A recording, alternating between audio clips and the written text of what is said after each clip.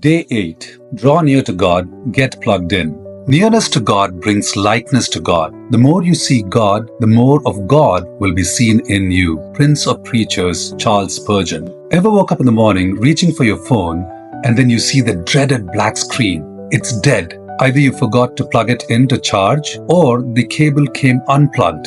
Panic sets in, no calls, no messages, no way to be connected with your loved ones. As the day unfolds, important messages may slip by. Even the emergency broadcast service messages may not reach you in time. You are disconnected and uncharged. Our spiritual lives work similarly as well. If we get connected with God, then we are spiritually energized and prepared to face whatever comes our way. But if we neglect God, then our faith battery runs low and we are spiritually weak, unable to face the giants that arise against us. In Daniel chapter 6, we read an amazing story. King Darius has been misled to issue a decree that anyone who worships any god or any human other than the king himself will be thrown into the lion's den. Now Daniel, who's a follower of God, when he hears this, he goes home, he goes upstairs, he opens the window, and then he kneels down and he prays 3 times, as he always did, giving thanks. Giving thanks, really?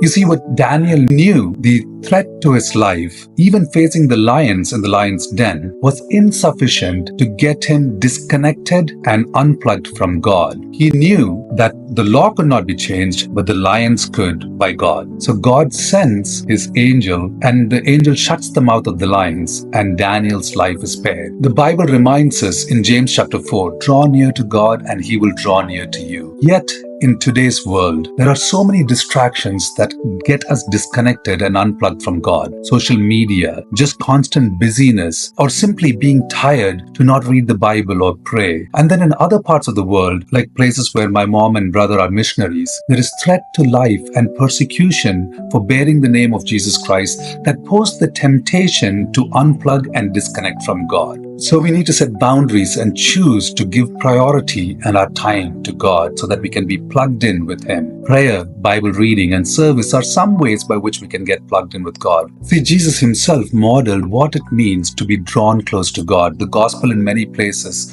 and in Luke chapter 5 verse 16 says how He withdrew Himself and He went to solitary places away from the busyness of life so that He could communicate with God, so that He could commune with God and be connected with God. Jesus was showing us that intimacy with God requires intentional time with God. Is there anything that is distracting you? Is there anything that is threatening you? Is there anything that's keeping you from drawing near to God and getting plugged in with God? How charged is your spiritual battery?